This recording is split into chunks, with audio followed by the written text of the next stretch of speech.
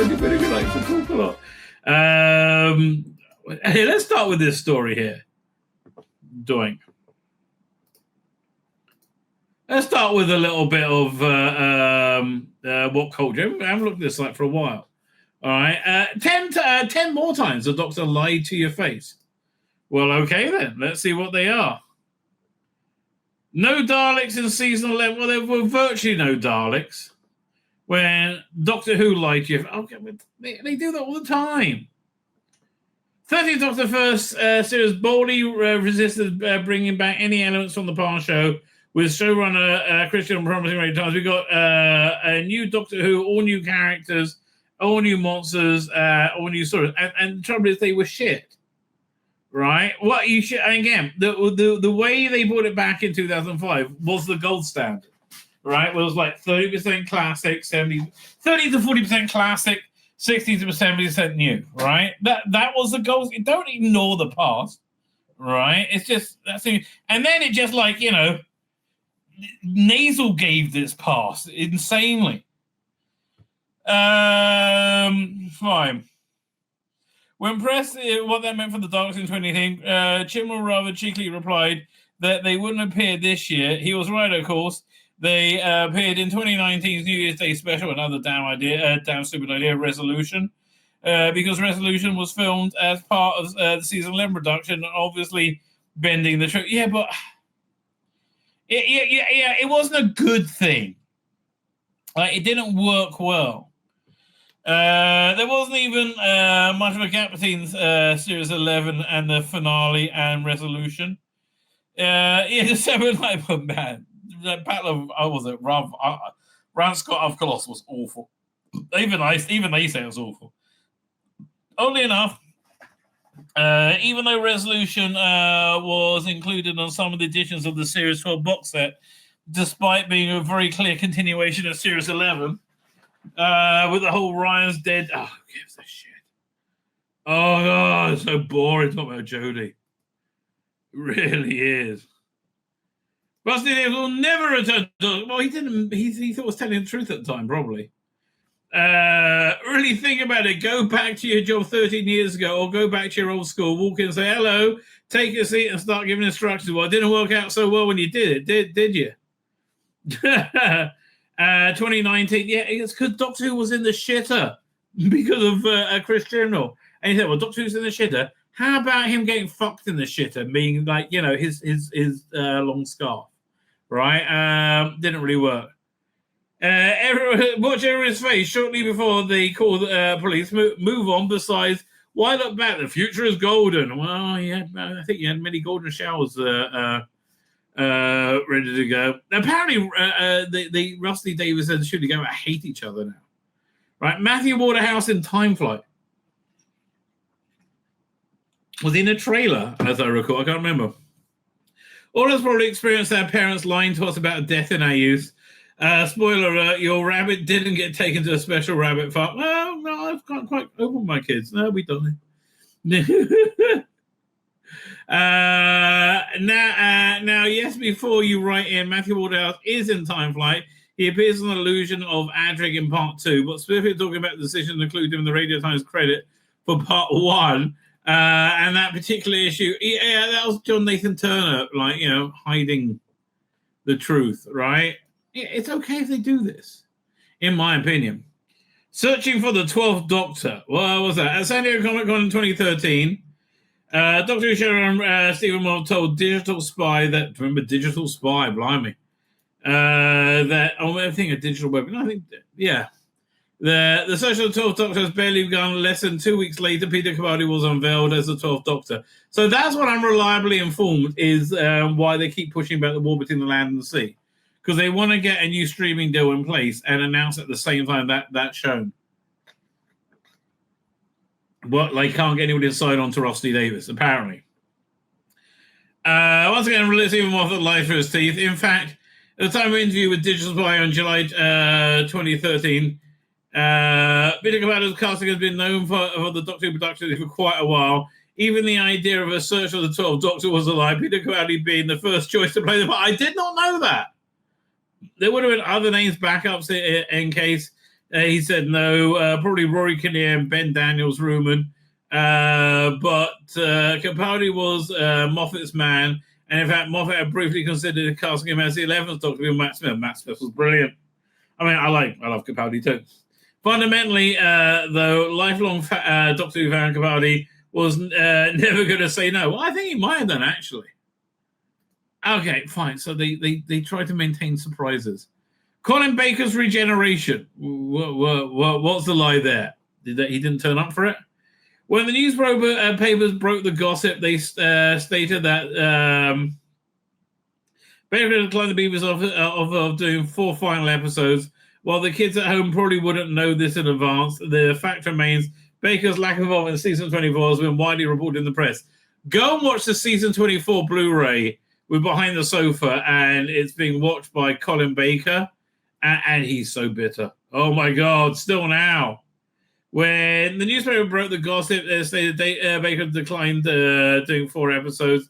While the kids at home, flash forward 9 months, we find the 6th Doctor lying face down on the TARDIS console room. Had Colin Baker changed? Well, of course not. Sylvester McCoy in a wig, a bad wig, for that matter.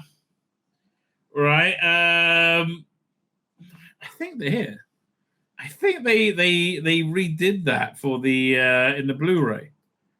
Let's have a look. Video file. Doink. Doctor Who. 6th Doctor. No, it'll be 7th Doctor. My mistake. Time and the Rani. Let's have a look. Alt opening. There you go.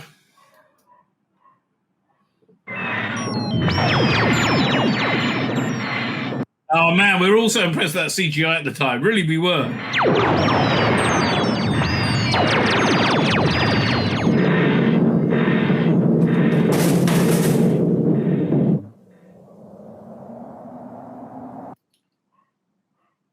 Oh, actually, the way it lands is even better. I forgot.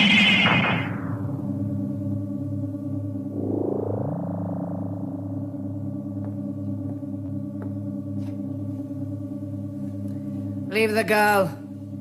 It's the man I want. We love about you, Kate. Take him to my laboratory.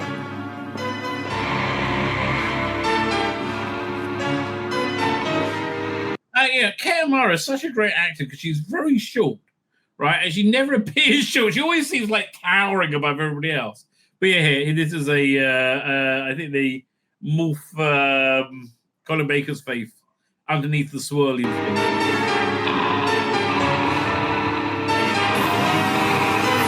There you go. Yeah, you see this Colin Baker before he goes into.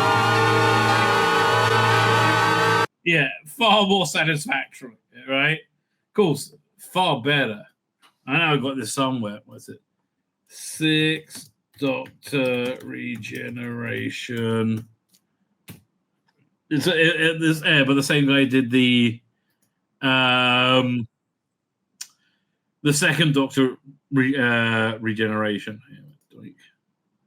This is from the I still say excellent Big Finish release, the final adventure, which is 4 stories telling what really happened, why Colin Baker's Doctor regenerated. Doink.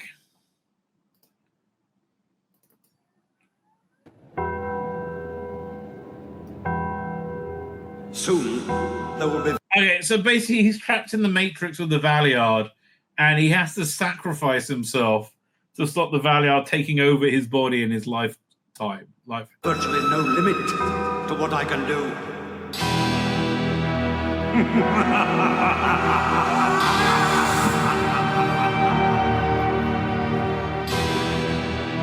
Upon seeing the Doctor with Valiard has to vanquish all Time Lord civilization, the Doctor, with his mind trapped inside the Matrix, generates a telepathic pulse to prompt his fatal end on Lakersha. Yeah, there's like that shouldn't have killed him, but he kills himself to stop the Valiard.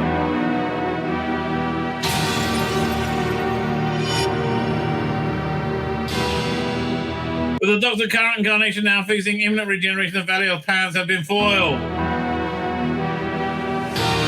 You'll be left in confinement in the Matrix, with no place in space or time.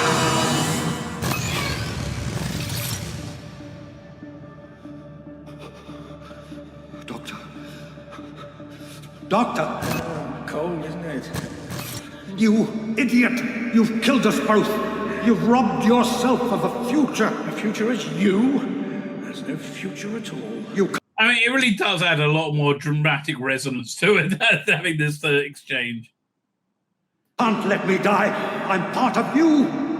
You're nothing to me. What about your precious moral scruples? They died with me.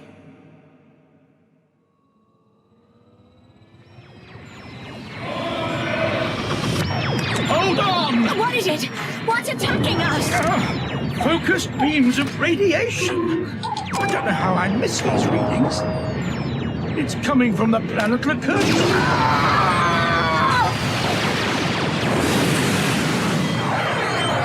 Yeah, so he should never have stumbled into that, but he made himself stumble into that.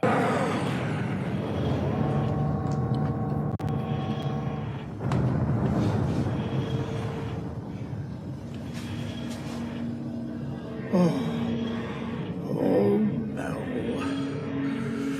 What I was going to say was, I'm afraid it's deadly to Time Lords. Oh, so that's it. Oh, I've had a good innings. Yeah, I mean, why did they put this on the box set for the season, was it 23? All those lives I've lived. I hope the footprint I leave will be light, but apposite.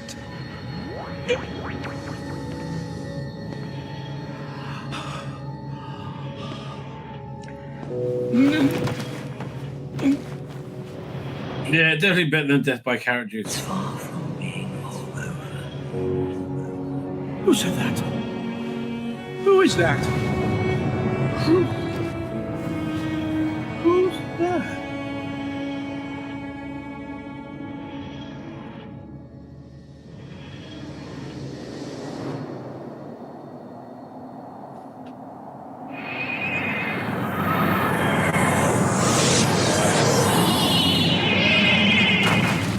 Oh god, that's so much better than in the rainbow thing.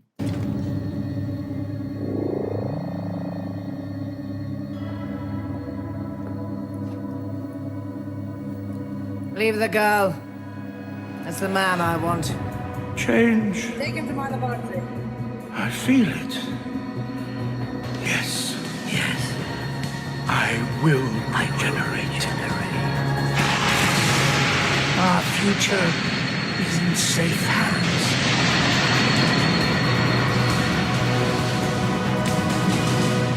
That's very cool. Yeah. I don't know how we got into that at all. Yeah, Colin Baker's really on fine. Thank you. The final end of the Daleks. Well, they thought it was a final end. Like, you know, the Terry Nation was going off to make the Daleks TV show in America and never did. But they thought it was. Like, it wasn't until, was it, how many years later? Not season 7. Wow. Okay, Dalek stories. What was the what's that? We've got Doctor Who episode guide. Doctor Who episode guide. Which is the first Troughton Dalek story?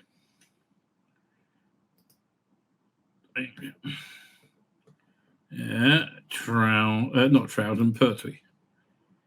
So not in season 7, not in season 8. Dare the Daleks, there you go. So it was 2 years later, 1972, when he hadn't made it, he came back. Okay. A final end. Although that's the important part in Dalek chronology. It was always a plan for you to get to it. Yeah, no, it wasn't, you lying little cunts. Right? No, he was an absolute failure. Right? And that's what we're going to get into. He was an absolute total failure in the role. And he was actually scared that it's going to hurt his career, which is one of the things I heard. Reality War is an appropriate title for season 2 finale, given the war between the fiction and the fact and fiction, both going on behind the scenes and in the publicity we should get was final episode. During his last appearance, Doctor Who left behind scenes. Honestly, when Doctor Who does come back, and I hope it does come back, if they continue with the Billy Piper, they're insane. They're absolutely insane. No. Start off like 2005. You don't even know what number Doctor this is, right? During his last appearance behind the scenes material, Gatwa stated that it was always a plan for him to do 2 seasons and that his knees were telling him it was time to quit. You lying little cunt. We all know you're lying. Fast forward a few months, he's bending those knees and leaping around the stage in new paint, born with teeth. I mean, it's a very insulting lie in that it was very clearly a lie. And it was always the plan. Why did he let slip on the episode of the Graham Norton show was due to start filming next year? Because he was lying. In reality, the plan was clearly for Shooter to do 1 or 2 more. I think they want to do like 5 seasons. They loved him. They thought he'll be great. I mean, like Russell, for fuck's sake, because you want to fuck him doesn't mean he's a good Doctor Who. That really is like, I'm sorry, mate. That doesn't mean I'm a Nazi. It just means because you want to fuck him. Like, I don't think Sydney Sweeney would be a good Doctor Who, but I do want to fuck her. Yeah, I do. You can't blame that come down like Gatwa for wanting to stretch his knees a little bit, can you? Well, again, it was a disaster. Nobody wanted their name connected with this at all. It was an absolute and complete fucking disaster. It was more of a disaster than the Jodie Whittaker era. I think it's also that Billy was not the Doctor, but just a remainder from it's not like a bad wolf in the vortex or something. It should be there for like 2 minutes and go into the real Doctor, right? The TARDIS no more. The short cliffhanger to Frontiers Part 1 saw the TARDIS being blown away. I thought that would be rebuilt. Come on. They've done yes. I wasn't worried. And I was like, how old? I don't know, 16? There's never any serious intention to get rid of the Doctor's time machine. Rumors are going to circulate in the end. Was the end for TARDIS, unsurprisingly. Press these upon it. Well, again, that's John Nathan Turner doing his job well. Peter then theorized that John Nathan has spread the rumors of the TARDIS axing. Yeah. And it's very likely. It's true. We can all agree that some of the greatest lies are by omission. Yeah, look, JNT. I'd love to see him do Doctor Who now. No Master in modern Doctor Who. When they say that, I'm sure somebody will bring the Master back one day because it was sort of irresistible idea. I just think it should be done properly and he should be written properly. I mean, the Master used to turn up and say, I'm about to destroy everything. And what are you going to do? I think he said that when Christopher Eccleston was a Doctor and he didn't really realise that the Master is a much better for David Tennant's Doctor than Christopher Eccleston, I think, right? In the Long Lane Confidential, there was a section about the Master in which the likes of Esther McCoy, Peter David and Rusty David discussed the Master, and the incumbent showrunner didn't sound like, again, I think at that time he wasn't. Somewhere, not you. Well, yeah. Given, was it a year later, 2 years later? It was 2 years later. I mean, like, again, I don't think he expected it to be as successful as it was. Annual Doctor Who for RTD2. No. More like just 2 years of Doctor Who for RTD2. Yeah, no. That's what we call a Bubba right? Bubba. Everything we need to know about Doctor Who Season 3, there isn't a Season 3. There is no Season 3. Now, What's that? Now, this is from Fandom Pulse. I can't attest to the veracity of all of this. Some bits I've heard independently. Again, that Ncuti Gatwa is contractually prohibited from playing the Doctor. I don't know why, but man, I think things went south. I think he had to buy himself out of his contract because it was going pear-shaped, right? This last year, Doctor has been riddled with drama questions of whether Ncuti Gatwa will continue, whether the show would continue at all. But fans knew little about the behind-the-scenes situations that led to the collapse of the science fiction juggernaut. Now Fandom Pulse has the real scoop. I don't think they do, but okay. Rumors swirled about Doctor Who even before the first season of the Disney Plus era aired. I didn't hear any. I heard everybody being very, very optimistic about it. Said it was great. At the time, we were being told that both Ncuti Gatwa, the new gay black Doctor, and his commander Millie Gibson will be leaving the show. When we reported this, we actually received an email from Battle directly telling us that information was an error and Ncuti was contracted through 2028. That's what I heard, right? Although, again, I also heard he's contracted for 3 years. So I don't know. I don't know what the truth is. 2027, maybe? I don't know. They were proven right about Gibson, who exited after the first thing. I think she was fired, right? I genuinely believe that she was less than professional on set. That was a rumor put about. Now, could that be, or was he just white and heterosexual? Right? I think that was a major factor because somebody had to answer for the failure, and it was a massive failure, right? And I think that's why I think Gibson was fired. Reuben Ryder, who exited after the first season, even though she made a couple of guest appearances in the second. However, rumors persisted, and over the course of the year, BBC and crew kept trying to dodge questions about the show's demise. Well, of course, they don't want to say they failed, right? Claiming no decision has been made as yet. Yes, it has.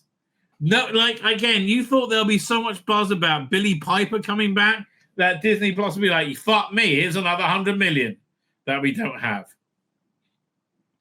Rossley Davis even went out and gave interviews saying that he'd written all of season 3, which he'd done with Gatwa in mind. So season 3, I believe, it was supposed to be a Dalek epic, right? The Daleks supposed to be all through that season. Oh, well. Again, well, I like the one time the Daleks showed up in RTD2 was embarrassment with tap dancing Davros. Oh, it was a super embarrassment. To assuage fans that it was going to continue as planned. But I think who didn't know was lying? Morons, I guess. However, as the ratings for the second season came in, it was clear this was not going to come back for a further Veggie. Yes, I know, it was a disaster. They put everything in jeopardy. At this point, Gatwa made the decision to exit the show. I was not confirmed until midway through. It wasn't confirmed until he left. Right? He regenerated without fanfare. Now an insider tells us why. Ncuti Gatwa quit Doctor Who for several reasons. Relations between him and the high-ups have become very strange due to professional political disagreements. Yes, I think he was very, very upset about not being able to say, I hate Jews. You know, free Palestine from Jews because Jews are awful. Right? I think he was very upset about that. And things like Rossley Davis wanted him to be like the Doctor. He'd like Billy Piper when she was Rose, she would never smoke in public where kids could see her. Right? And I don't know, Ncuti Gatwa was busy fingering other people's asses in public. I mean, like, there was no professional doctorish behavior from him whatsoever. And I think this led to a lot of tension between him and Rossley Davis. One of the political critics at BBC who didn't want Ncuti to be overly vocal on current affairs and discussions. Notice, I mean, it's amazing. This was Doctor Who when they thought they were being on the DL. Right. This was almost radio silence throughout his tenure. No interviews or real active social media presence outside the show. As the BBC is aware, the media summit will call for the lead actor of the most valuable property in Doctor Who was engaged in controversial political discourse, and he wouldn't be able to help himself. Judy was also embarrassed at the terrible viewership the episodes were receiving. Yeah, look, it was a disaster, right? There's no way you can pretend. Okay, so this is all true so far, I think. There's no way you can pretend that it was anything other than an absolute disaster. For anything to start with Derek Jacobi as a master, oh man, that's one of the best things from Big Finish. The War Master stuff really is. I haven't listened to the last few box sets. 2000, it was going to be a whole Dalek season. It was going to be like a few. It would cast a shadow of the season, but Daleks wouldn't be in every episode. She was embarrassed about the receiving, and began to feel his career might be in serious jeopardy if he didn't make a quick U-turn on his original plan, 3 seasons and 3 years. He's not wrong there. I mean, listen, look. Ncuti Gatwa is a one-hit wonder, right? Who knows when this is, this gravy train's going to be over for him, right? Like he really is. He's a one-trick pony. I don't know how. Yeah, I mean, like, I would try and get some of those large paying Hollywood gigs while they're still going, and there are not many of them still going. Talking the actual actor, the primary reason for his departure was exhaustion isn't entirely accurate, as he supposed the exhaustion more so came from everything that came with being the Doctor rather than the exhaustion that comes with playing the Doctor. Yeah, no, that's the fact. Listen, Capaldi was great at this, right? Capaldi was great in interacting with children. Hang on 1 second. Let's see if I can find it. Peter Capaldi, Doctor Who Children. Like, he was fantastic when he was Peter Capaldi leads a children's tour of the TARDIS. Let's see if that comes up. Oh, such a shit. Is this it? No, Conan O'Brien. Oh, is this it? Yeah. And again, I mean, he's just so good in this role. Right? Which is why he's never going to come back to it, incidentally. Right? Because he understands that being the Doctor is being the Doctor. And if you, my dream is there to be like a main 13 episode season. And then, you get 12 animated episodes, animating Big Finish stuff, maybe. Then you get like a 4-episode Capaldi season, like a War Doctor story, that sort of thing. But yeah, no, this is very much part of being Doctor Who, right? Like interacting with children. I mean, again, all this shit Doctor Who makes me go, oh man, we had no idea how good we had it. Right? If you Google Ode to Greta Thunberg, how dare you? Apparently, I bet that's funny. Robert Bader's here. How you doing, sir? Anyway. So there was also a lot of total mutual agreement in place between the parties that Ncuti Gatwa will legally never return to the role in any capacity, be it audio ventures, show itself. Yeah, the reason for this extreme measure, I don't know why, is being kept under wraps, but there is some resentment and disgruntlement from certain crew members towards Ncuti Gatwa for exiting the role so suddenly. So it seems like a punitive measure, right? And leaving them uncertainty without any future. It was also because it was shit, right? Or maybe that's what derailed it. As for the future show going forward, there's some interesting rumors going around that Disney ended their partnership many months ago with the BBC. And the reason there's a delay in announcing is because BBC and to some extent Disney want to avoid negative press around around it being a failure. Well, it's obvious, an uncertain future. So now the BBC is actively looking for a new streaming partner alongside the news of Disney not renewing the deal. But interestingly, BBC are still, as of today, unable to find a suitable partner. I think Rusty Davies is a sticking point, right? I think Netflix and Amazon would take it in a second. Right. If if it was a new vision of the show. Yeah, no, you need to really just break away. Right? The reason why there was been a war between Lansing and Heavy Layers, they want to have this new thing in place. Yeah, that makes a lot of sense. That makes a lot of sense. But why is he contractually prohibited from playing the Doctor, other than a mercy to us? I don't know. It's an interesting question. Anyway,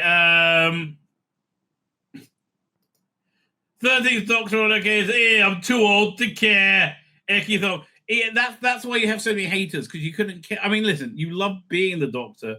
You were just shit at being the Doctor as well, right? Sadly, Jodie Whittaker doesn't plan on closing the door on Doctor Who and shares how she deals with trolls hating on the 13th Doctor. I mean, like, again, we're just pointing out that it was shit. It's like you act like it's some personal attack against you.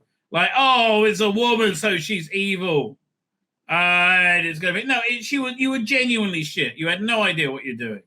Right? You were a very poor actor. I mean, just totally unsuited for this role. Which this role really, really shows you, right? That you're just totally unsuited for it. From a writing role, the 13th Doctor for Ncuti Gatwa's final run as the 15th Doctor in the reality war, to reteaming for Mandip Gill's series for Big Finish Audio Adventures. Jodie Whittaker continues to embrace OnlyFans. And again, I wish she wasn't shit. I really wish she wasn't shit. Right? Life would be so much better if she wasn't shit, but she really is shit. Even as she expands her acting chops on One Like Toxic Town type, she doesn't expand her acting. She's got opportunities well beyond her abilities. Right? I think that's fair. I'll say the same thing about Ncuti Gatwa. Has been given opportunities way beyond his abilities. Like, way beyond his abilities. Back to expands acting job, blah, blah, blah, blah. The second I got to Cardiff, I felt like I was home. Oh, I keep home. Even though it's a different studio, a different time, it's just absolute happiness, Doctor Who. I mean, like, yeah, I do like that she liked it so much. I'm just sad that she was so shit at it. I mean, she was so shit at it. Oh, my God. If somebody said to me 20 years ago, oh, I've written an episode of 13th Doctor come back, I wouldn't hesitate. I said to me in 20 years, I wouldn't hesitate. It's absolute joy. Yeah, but only for you. Everybody else finds it like, as painful as getting a fist up your fucking ass. Right? It should be a joy for everyone. Not just your toxic furries in between trying to politically assassinate anybody to the right of Jeremy fucking Corbyn. Right? I'd love to sell figures for a big figure. Maybe they're doing well. I don't know. I really don't know. But if you're returning for the reality, we'll offer some insights into what the future holds for Billy Piper's possible Doctor. Think again. No, nobody tells you anything. Yeah, no, she's just going to run around for a couple of minutes, then go poof into the Doctor if they're stupid enough to continue. Right? And as they're like erasing Ncuti Gatwa, he's never coming back. I think they should just start over, frankly. Oh, my ears are so blocked up. Anyway. It's better. I got on set. Half the crew didn't know that Whittaker was appearing, and things makes me laugh about Doctor Who's secrecy. Oh, I have to get a day off work, but not say what job I'm doing. As will be the first female Doctor in the BBC series long run, it's an honor Whittaker has learned to appreciate more in recent years. But again, you're an embarrassment to all women in this role. There need to be a first, and I didn't fully appreciate it. Still don't. I'm not like Jack Lemmon and some like it hot. I'm a girl. I just oh God. Just stop. Oh God. There's a couple of other things I want to go over.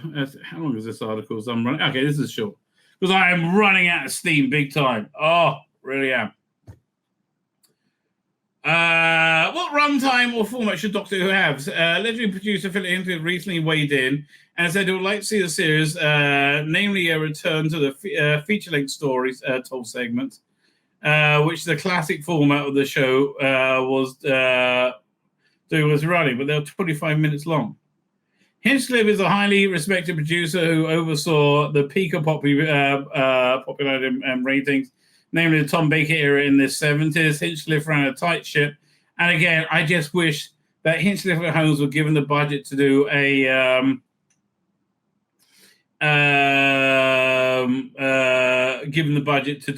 like an adult drama or some kind.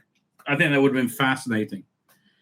He ran a tight ship and now considered classics, often creating classic horror movies. I think I did some classic horror movies and putting a Doctor Who spin on them. During the BFI South Bank event for the Doctor Who collection, season 13, looking forward to that coming out in about under a month now. Inslee said he preferred the 100-minute stories broken into 4 25-minute segments. I'm not sure. I think the 44-minute segment on the modern era is actually a bit better. That's a very good time for a movie or television to be told in 100 minutes. That gives you enough room to introduce characters, unravel an enticing story, mystery of what's going on, a couple of side plots as well. You've got a lot to. You've got time to get to know the characters and invest emotionally. Oh, he's making a very good point, isn't he? It doesn't have to be all action all the time. Well, again, look, I plug this all the time because I think it's freaking awesome. Was it Matrix Editions? Is this one? No. Dr. Cunning Monkey, there you go.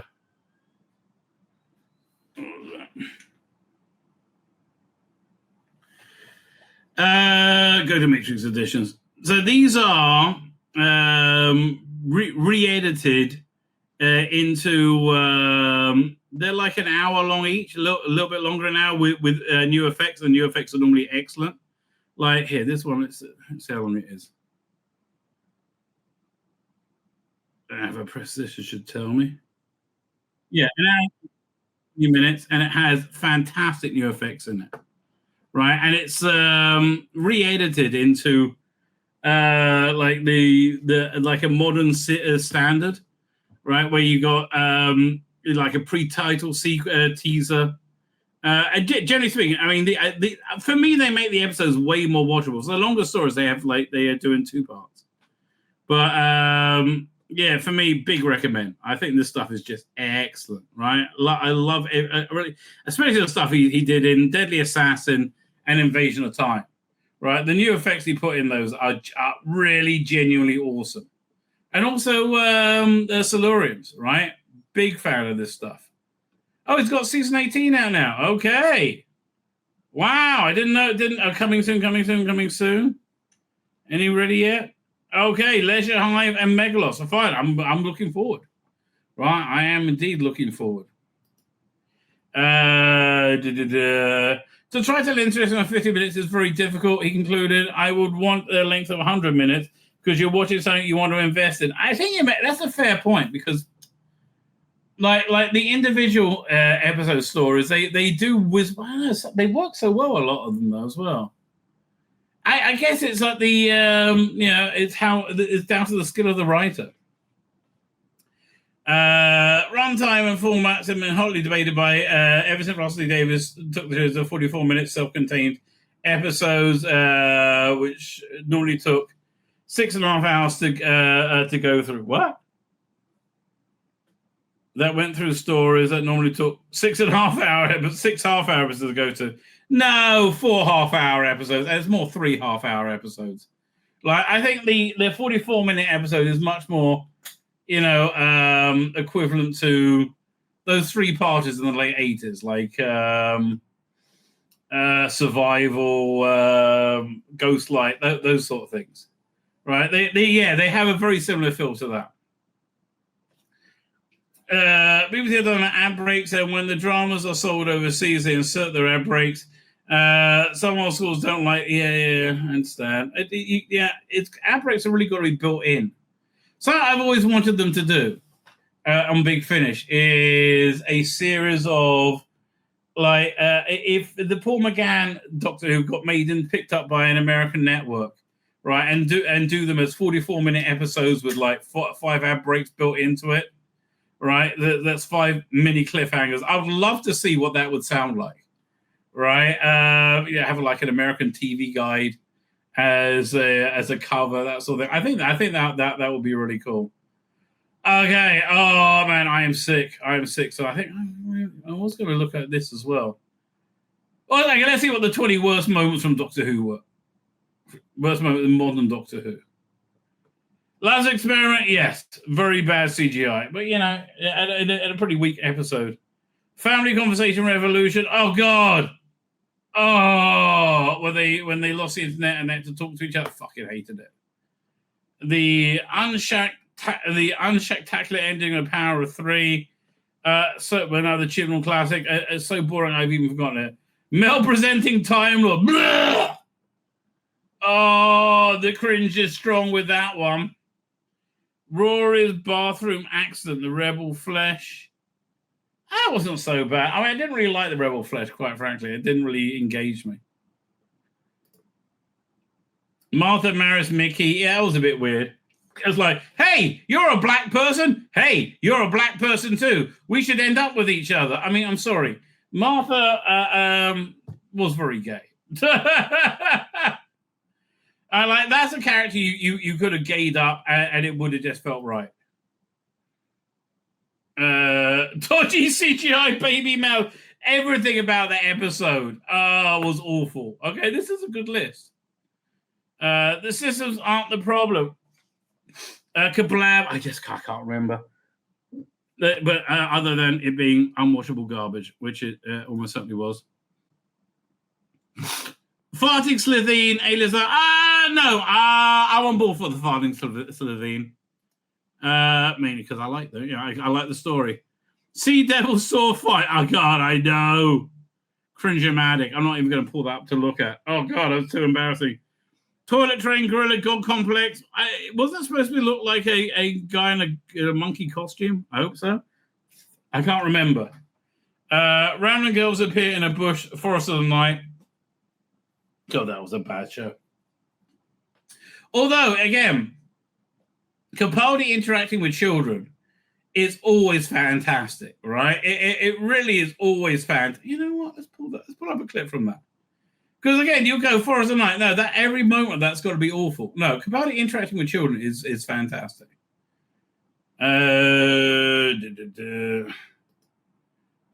Doctor. Forest of the Night, Flatline, where is it? Or maybe I don't have it on my hard drive. Because it's too shit. Oh, no, it's an MKV, so it won't play. I'm not converting it. Leave me alone. That was, again, Sherlock was doing too well. Thumb-sucking Orphan 55. Oh, God. Every bit Orphan 55. Wish upon a lamppost. How? How did, honestly, how did he go? Yeah, that's going to work. Yeah, it makes no sense. Amy kisses the Doctor, Flesh and Stone. That wasn't so bad. Right? That wasn't so bad at all. Okay, controversial opinion. I like this on Sontarans Liking Candy. I thought it was... it kind of worked for them, for me. I really do. I think it kind of worked for them. And I like their design of Sontarans. The Slab Who Loved Me back. Yeah. I don't know. I like Love of Monsters, and I do like the idea that he gets bit of a blowy from his slab mate over there every now and again. Plastic Mickey was awesome. No, we love Plastic Mickey. Betty! Yes. That was one of the most cringe-worthy moments of Doctor Who ever. Oh, what's number one? The Absorbaloff, fuck you. The Absorbaloff was great. Not a bad list. Not good. Let's go over here. This I found quite fascinating. This is a story I heard about from Reddit, actually. Okay, so they released these Doctor Who scripts from 2012, 2013. All right, Angel Statement Manhattan Cubed, aka Power of Three, Night of the Doctor, earlier draft. Fans of the Hex, early drafts of Hyde. Angel take Manhattan, the Hydra in the house, also hide, and others, and time of the Doctor, right? But the interesting thing is that this over here, the Rani was originally being the one that calls the Doctor's eight regenerations crazy to me, but it kind of works. Let's read the script. The Doctor shoves away the bandolier pointedly. Still so fastidious. Let's look at here. One second. We'll go over here. I'm just going to scan until I see the Rani. Cast. Rani. Okay, here we go. And a craggy moonlight planet, a light is arcing down the sky. It lands at a great distance away. The sky flares, and so the ship crashes. Now, an old woman watching this from a cave. She wears a strange witch-like robes lined up behind her. Other younger women are in the same robes.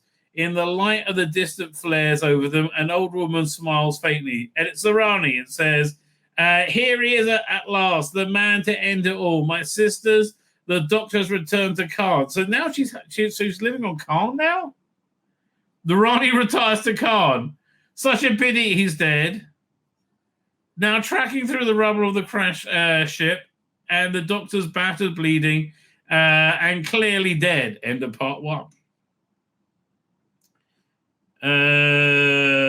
So the Doctor, so they wake him up. Doctor Ed is bowed, he starts awake, looking up, panic, looking around. Cass! No, look, she's gone. No one's ever going to bring her back apart from a ill-advised Time War box set of 4, or however many it is. Man, they can't do anything right, Big Finish, with the Paul McGann box sets. They're all shite. Right, we're up to, he sees her lying on the wooden table in front of him. The bandolier we saw Cass wearing. He reaches out for it, touches it. The camera moves, and we see the Rani watching him from the periphery of the cave. Okay. It's her cartridge belt. Carries up to 200 sonic charges. I believe this will make soldiers even of the children. The Doctor shoves the bandolier pointedly. The Rani says, still not so fastidious about weapons.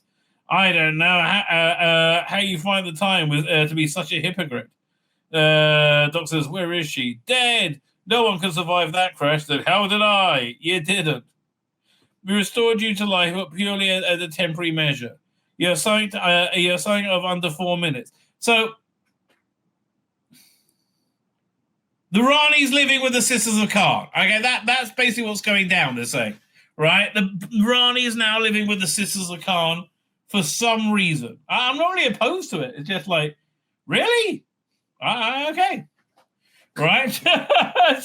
It's a bit of a bonkers idea. Right? So they brought him back to life for 4 minutes. Okay, that's pressuring. They have a proposition for you. Hang on, is it you? It is, isn't it? It is you. Well, I live and breathe for a moment. It's the Rani loving the new regeneration, or have you just got old? So what are you doing? Maybe it would have been Kate Mara who played him. Could be. So what are you doing here?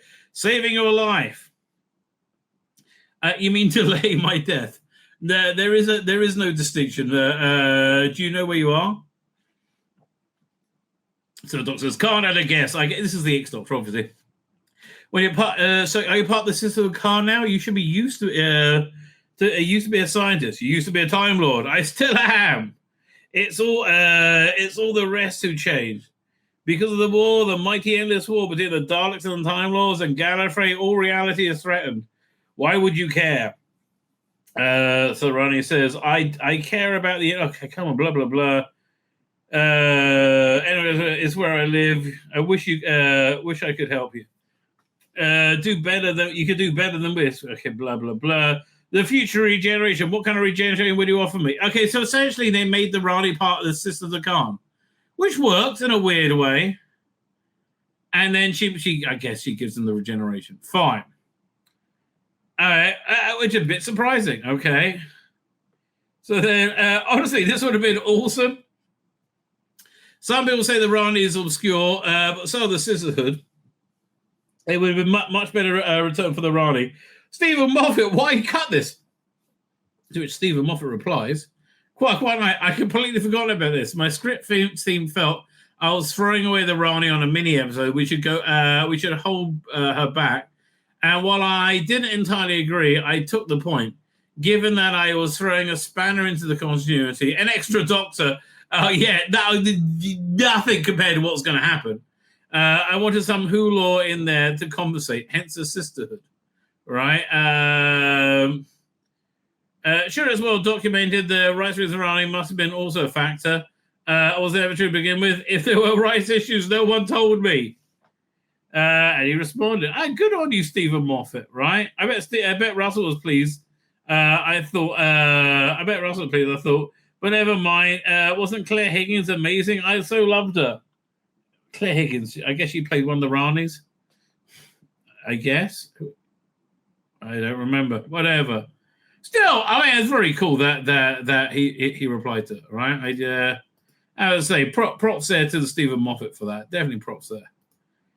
Anyway, let's go. Where we go? Let's go over here. Doink. Or should we go over here? Yeah, we'll go have a quick look at this, and then we'll go to a bit of Chris Chibnall bashing, because it's always fun. The Daleks on Marinus. Now, this series has fucked me off. Something chronic. I am so mad about this series. I bet that Dalek was made by AI. I bet that Dalek. Who did the cover? I bet that Dalek looks very AI to me. Right? I bet that Dalek was made through AI. Could well be. This is really, really irritates me, right? Because they promised a 1960s a Cushing-style movies type Dalek, and it's nothing like that at all. It's just trying very hard. Doctor Who, they're just trying very hard to be. William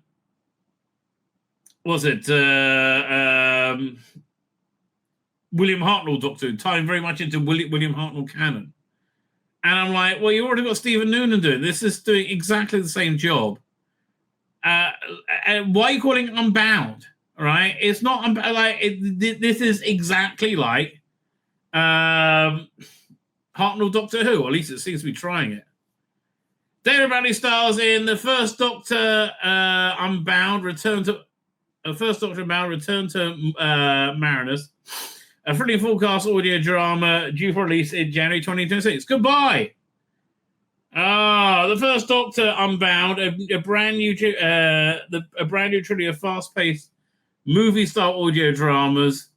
David Bradley is so is this the wait? Is this the first one? Oh no, they had the first one. Fuck off. Yeah, fuck off. No. First Doctor Unbound. Knights of the Round TARDIS. It was a sequel. Again, it had a meddling fucking monk in it. It certainly wasn't a Cushing-like experience.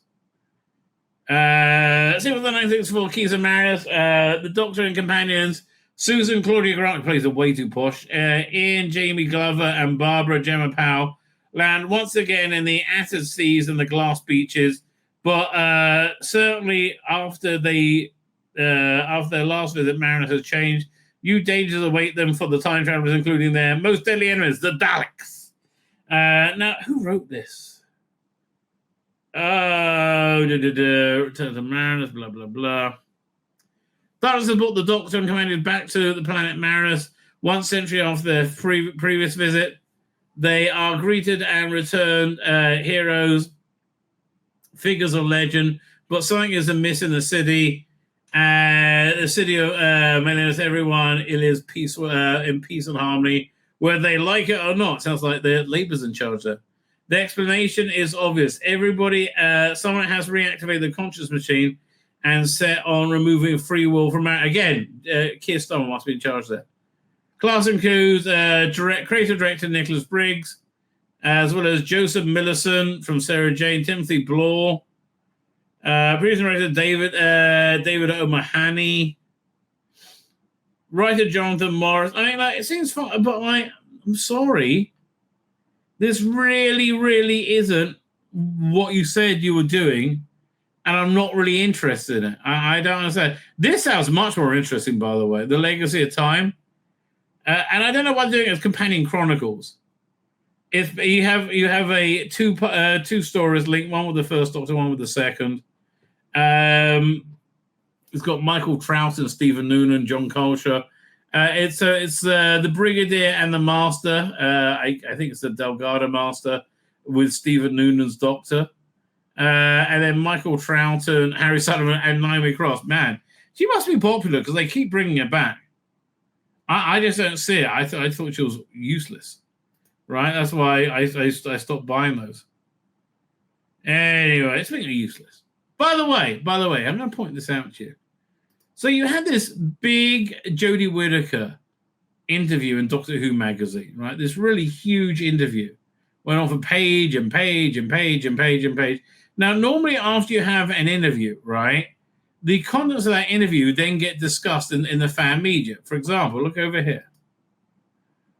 So in the sci-fi section, you got... Well, okay, you got this one story said she will come back. But there's another story. I've seen more. Yeah, these two stories. Doctor Who Legend revealed what it would change, and Doctor Who producer reveals which grotesque story might have pushed things too far. These are all from Philip Hinchcliffe talking at the BFI event of the launch of season 13, which I'm looking forward to coming out. Right? But Jodie's stories, look at this on Screen Rant, right? Literally, like, dead as a doornail. No one could give a shit. It's incredible, right? It's genuinely incredible. Like, literally, no one gives a shit. Amazing. Well, because this impact nobody cared about, and nobody liked it, right? Here we go. The neurodivergent universe is a beautiful thing. So neurodivergent is you're autistic, right? Let's look this up. Is neurodiverse autistic?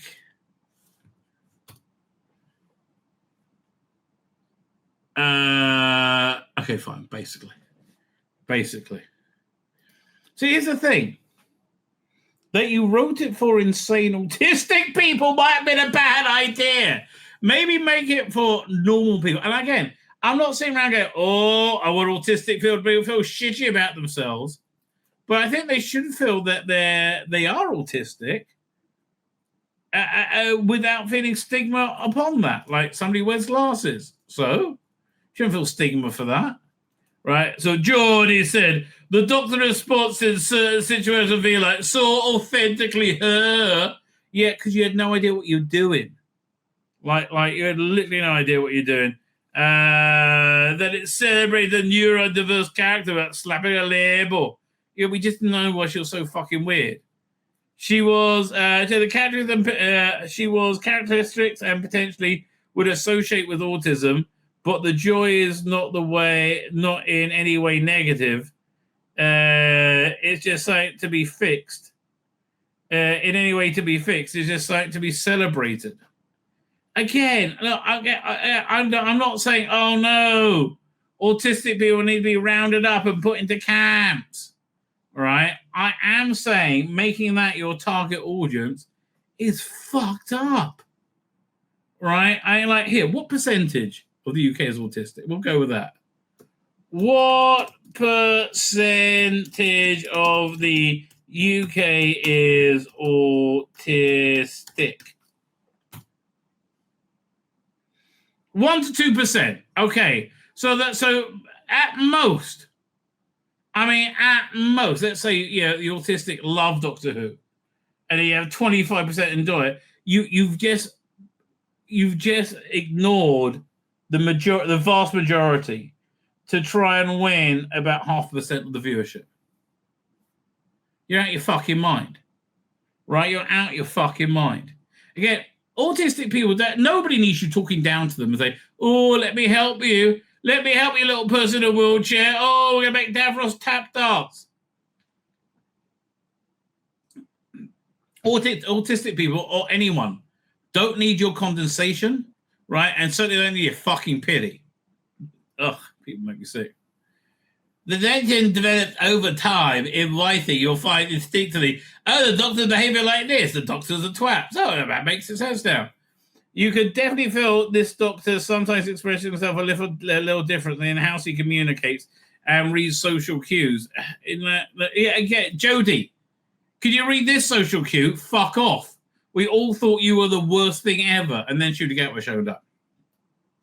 He points to 2080's arachnids in the UK. The thing that really genuinely might have broken Doctor Who, right? I think he had a lot more terror, but arachnids in the UK was like breathtakingly bad, right? That was a massive disaster for Doctor Who, right? A genuine massive disaster for Doctor Who, because it was just like Trump.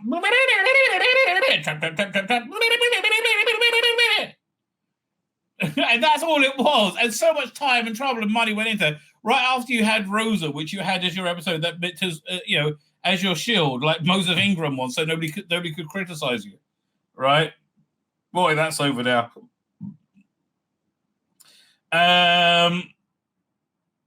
When Yaz's mum asked the doctor, "Are you two seeing each other? Because that's so normal and accepted in the Muslim world." Oh, yes. Oh, we love a bit of lesbianism. Yeah, there's not many honor killings over that, is there? The doctor's just, I don't understand. I don't know what this exchange is. Yeah, I know. You played like a moron. This is not a plus. You're not doing yourselves any favors with this.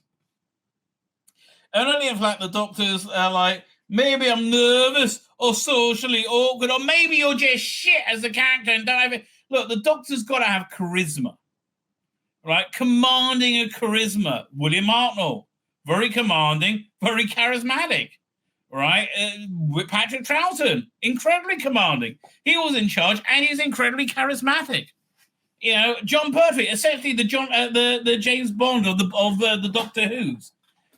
Yeah, a very commanding presence. You know, very clearly he's in charge and he knows what's going on. Right? And a charming presence. Tom Baker, charm and commanding. Peter Davison, okay, it was a softer performance, but nonetheless commanding and also charming. Right? He did Colin Baker. When he finally settled into the role, he was charming. Right? But he was definitely a commanding presence. Even like really shit stories. When he Terror of the Lake, Terror of the Vervoids, right? He works there, yeah. Same with Sylvester McCoy. He's in charge, right? He's got a real force behind him, right? And he's charismatic, as is Paul McGann, as is Christopher Eccleston, as is David Tennant, as is Matt Smith, as is Peter Capaldi, right? Jodie Whittaker isn't. She has no charisma because she was horribly cast.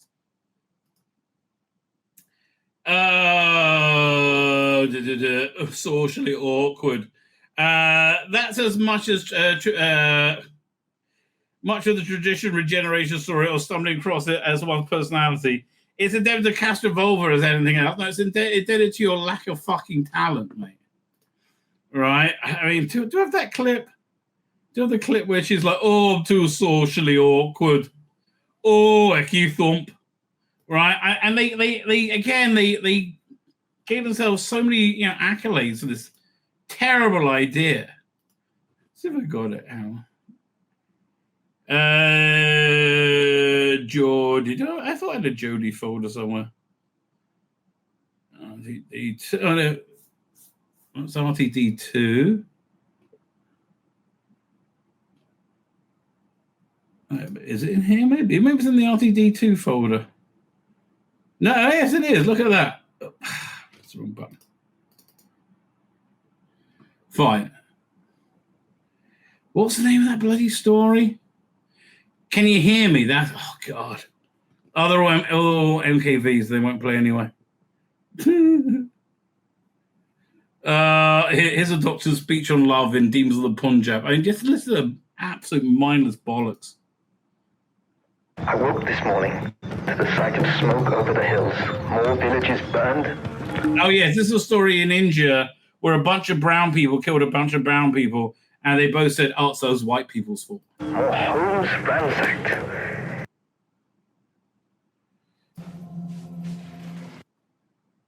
Okay, just get to her awful speech. Love is love.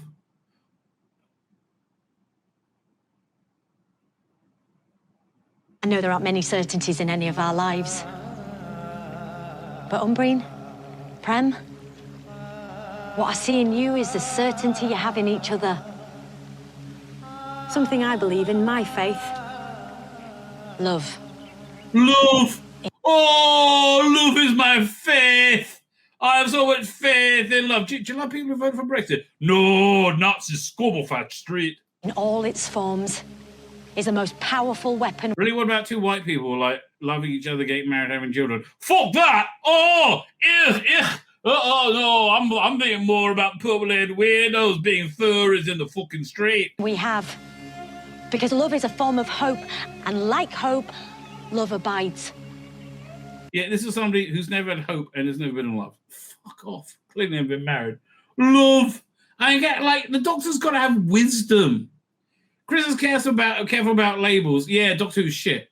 It's a nuanced area. The one thing it should certainly never be is framed as neurodivergence equals alien. No. It was just your shit. What we wanted with Jodie's Doctor is that she could provide hope to everyone. How then did most people look at her and go that she's hopeless? Oh, fuck me, she's awful. You provided hope to the minimum people. You wanted to provide hope to people who you felt were sidelined in society because you're a moron and they're in no way, shape, or form sidelined in society. Everybody. That's in matters of neurodiverse audiences. Well, you can't. Look, you can't appeal to the Taliban audience and like the Jewish audience, right? They're the Taliban then, obviously. Audience is really, really beautiful thing, a really powerful thing, and very much in line with our mission to tell untold stories and represent characters you hadn't done in this way. Do you understand this was a failure, though? Right? I understand that was your goal, but do you understand this was a total failure? Because nobody watching could relate to it because you're programming for like 2% of the again.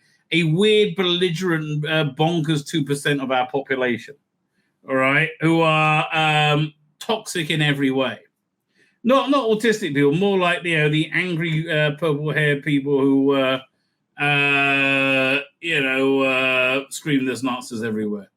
Those ones, right? Those ones are the worst, right? And they do. There's like for them.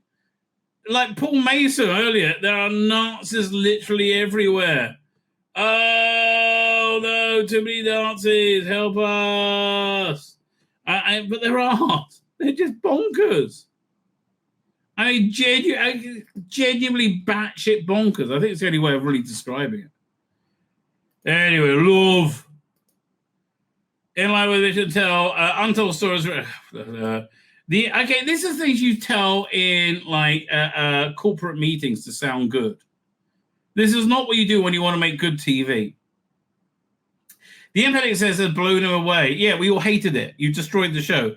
Genuinely, I never worked on anything where so many people stop to contact me and say, even now, and go, that story changed my life. It changed no one's life. Right? I'm sorry, you're lying. Right? You're lying. That character saved my life. No, you're lying, right? If you're so desperate for self-worth, volunteer your time in a soup kitchen. Go and visit the elderly. Do something good with yourself rather than be wrapped up in yourself. No one ever said that character saved my life. We hear a lot about Jodie's time on Doctor Who on the show. Yeah, it was awful. And you don't hear a lot about it. That's the thing. Nobody's had any reaction to this issue of Doctor Who magazine. It still takes me by surprise at how much nobody gives a damn, right? Her Doctor be so much about what, like who's in a more delusional reality, Christian or Keir Starmer? We're 8 years on from popping on screen, and you still hate it. Oh man, when is the next issue out? Like, I'm just like plowing through this issue, looking forward to being done with it. Where's this next one out? Oh my god, 90 days. We have to fit. Rob Sherman talks to Harlex. Oh, that's interesting. Let's go back. Love is love. Oh, so lovely. Especially nice when you. It's a bit of grooming pedophilia. What's that? Nothing. No. Ecky thump. Not everything is political. Well, it wasn't, and then you arrived. When first recognized neurodivergence, LGBTQ+, it's not recognize it. It's you're screaming it in our face, for fuck's sake. Or other dangers in the 13th Doctor, whether intended or discovered in writing. How does that register with Chris, knowing interpretation is beyond his control once the episode airs? That screening, he says, the upside is people receive your work in ways you didn't foresee it. We all hated it. Like, it was unbelievably bad. The flip side, there were many, many, many things people misinterpreted during our time on Doctor Who. You have to be we didn't misinterpret that Jodie was horribly miscast and couldn't do the job, right? There are many, many things that people misinterpreted during our time on Doctor Who. You have to be alert, especially now. No, the thing is, you don't, because woke stands out like a sore fucking thumb now, because it's over, it's dead, right? Woke is when you have something with low talent, right, making it. Then what they'll do is that the lack of ideas and substance will cause a vacuum, and that vacuum will suck in whatever's fashionable. Right, so in the current age, in 2017, it sucked in woke, right? Because same thing, Chris Chibnall didn't have any ideas or talent, so it caused a vacuum, sucked in woke. In the 1980s, it sucked in like a lot of violence and sex in Doctor Who in '85. It was a lot of unnecessary gratuitous violence, quite frankly.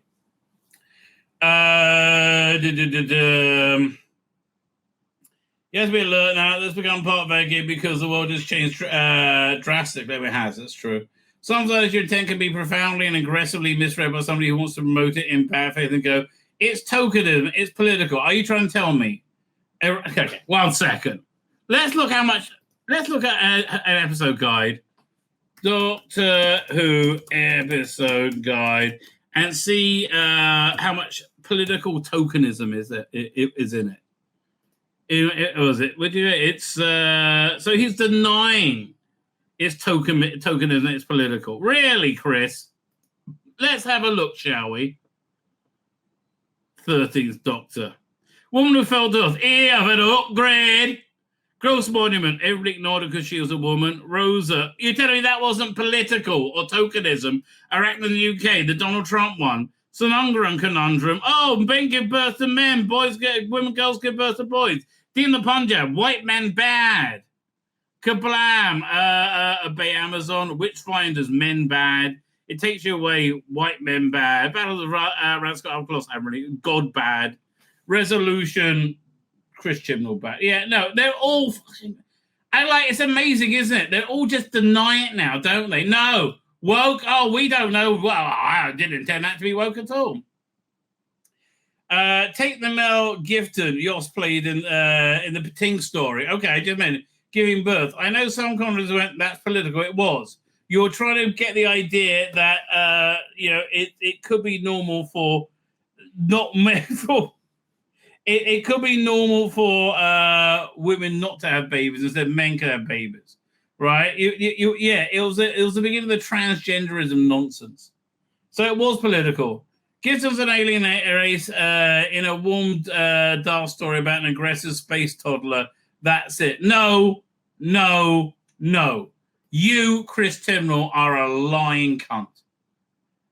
My name's Tzvi Lebetkin, the Rabbi from another planet. Please like, share, and subscribe, and ring that little bell. Ring the little bell so you're notified when new videos drop.